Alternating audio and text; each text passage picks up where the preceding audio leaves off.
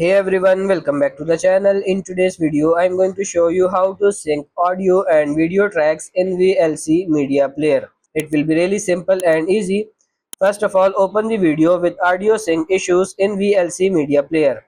As you play the video, if you notice that the audio is ahead of the video or lags behind, you can adjust it using shortcut keys. If the audio is ahead of the video, you can delay the audio by pressing J. Each press will delay the audio by 50 milliseconds until it perfectly syncs with the video. On the other hand, if the audio is behind the video, you can speed it up by pressing K. Each press will advance the audio by 50 milliseconds. Keep adjusting until the audio and video are synchronized. When you press these keys, VLC will display an on-screen notification showing the adjustment being made. If you prefer not to use shortcut keys, VLC also allows manual adjustments through the menu. Click on Tools, then select Track Synchronization. A new window will appear.